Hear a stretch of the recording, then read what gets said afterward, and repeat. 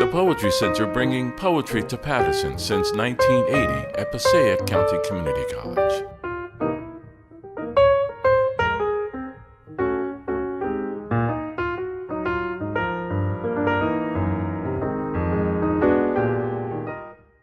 Hello everyone, my name is Jim Gwyn.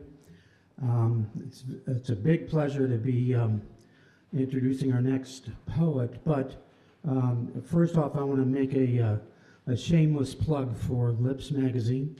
I've worked with Laura for many years and started with her on Lips in 1996, 7, something like that. And with the continuation of Lips through the board, we're able to bring you a lot of different poets from a lot of different backgrounds. And without the board, I don't know if the print version of Lips magazine would be continuing. But we are robust, we are strong. Our next reading will be June 15th at the Clifton, New Jersey Main Library. So come on out for that event. It's a Saturday, 2 p.m. and we'll have a good time. I see some of you are in the edition, so come on out. We're going to have a whole bunch of other people there too. So that should be nice. It's my honor, as I said, to introduce Stephen S. Mills. He's published several books through Sibling Rivalry Press, and his work has also appeared in a number of magazines and journals: American Poetry Review, Columbia Poetry Review, Antioch Review, New York Quarterly, and others. Two of his books were placed on the Over the Rainbow list, which is compiled every year by the American Library Association, which does very important work. He's also a playwright, author of a couple plays, Waiting for Manilow and Is That All There Is? Lives in New York City and has made it out here today to New Jersey. Please welcome Stephen S. Mills.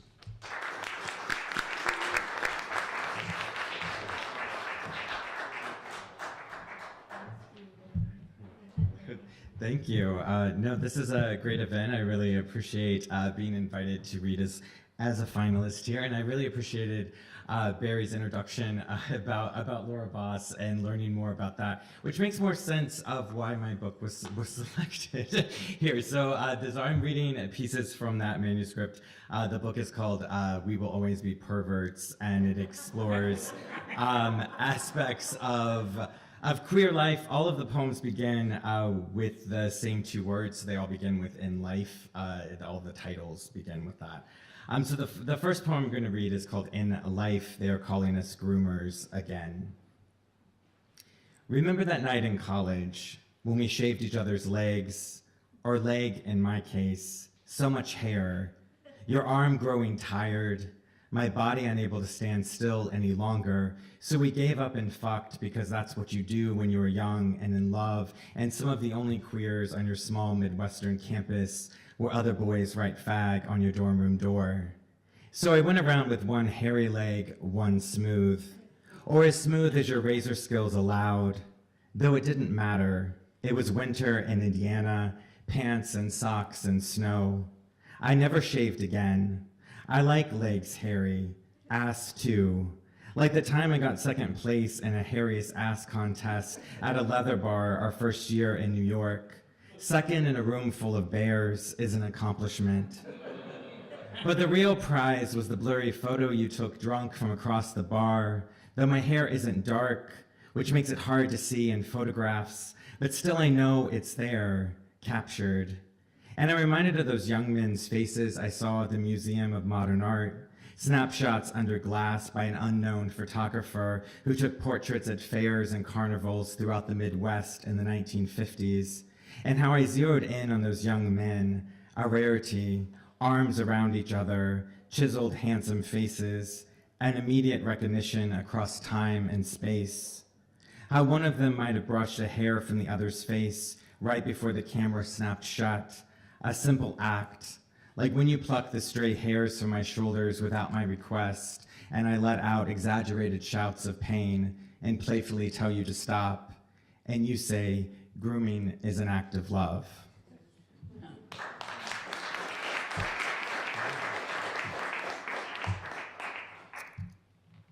All right, in life, we dance at a gay bar named after a dead first lady. And they play Jolene by Dolly, and we sing at the top of our lungs as the boys all move in and out of doors, to and from the dance floor, to and from the water that is so close by, here on the edge of the island. And you say, can you imagine writing a song about a bank teller you were jealous of and having it survive this long? And I laugh, asking if you've forgotten I'm a writer, and no matter what any writer tells you, that is always our goal, survival.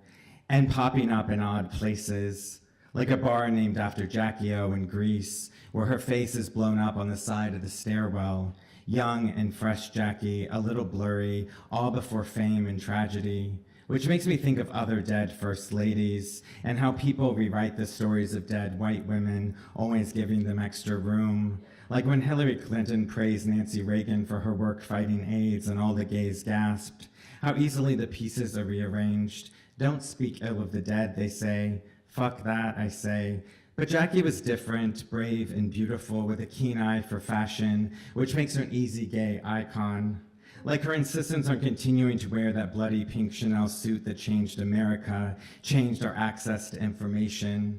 But that picture isn't here in this bar where we dance miles from home, trying to forget the tragedies of America, of our moment, of our soon-to-be history. And I think of the mother I recently saw in Washington, D.C., taking her little boy around the First Ladies exhibit, which is mostly dishes and dresses, and how she stopped in front of Mamie Eisenhower's dress, turned to her son and said, "The dress is prettier than the woman. She wasn't very attractive, was she?" And I remember how he looked up at Mamie's photograph and asked, "But was she nice?" And I wanted to hug this boy right in front of the dishes and the dresses and his awful mother, but all I did was stand there and listen as she answered, "I don't know. I didn't know her."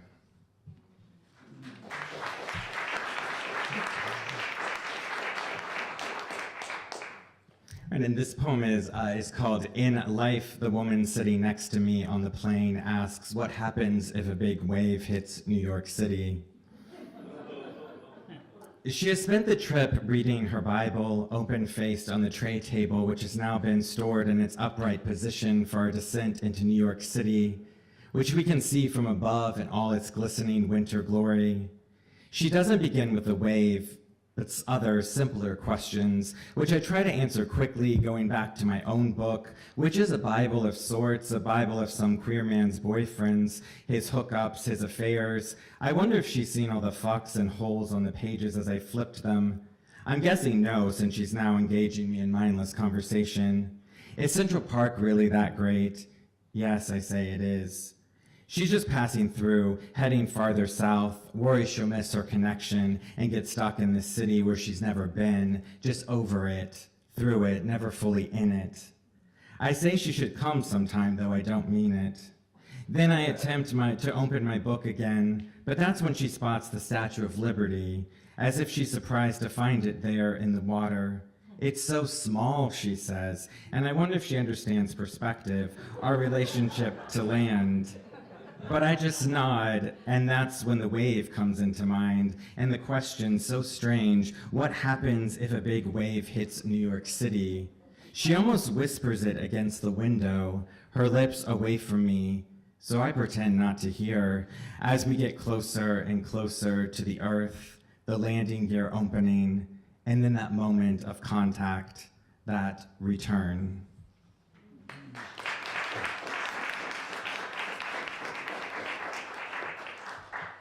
All right, and the last piece I'm gonna read here is called "In Life, My Husband Buys Me a Tourniquet."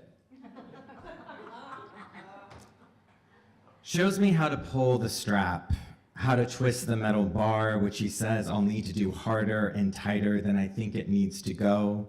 It's going to hurt. If I'm doing it on myself, I might want to lean against a wall to give myself some leverage, something to push against. Here, try it. And I do, And then he tightens it a little more to demonstrate his point.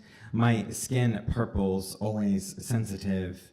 You want it as high up the limb as possible, he says, and then you must twist until the bleeding stops. Quickly, you've only got seconds. This is his normal. His is a life of saving lives, of blood and missing limbs, and by default, it is mine. We've moved past denial into this place of talking about the unthinkable, of being prepared like a Boy Scout, of calmly practicing technique, practicing how to save our lives, or maybe how to save the other from the dread of what not saving might mean. Though saving in this case could still mean a missing piece. There's a woman who created an Instagram account for her amputated foot. The foot gets around, beaches, sporting events, airplanes, a skeletal reminder of what was once attached. Humans find so many ways to adapt, like us here in the living room with this tourniquet, our answer to a changing world, something to do when the next tragedy strikes, something to hold in our hands, something to place in our bags, which we will carry through and around this city on our way back to each other. Thank you.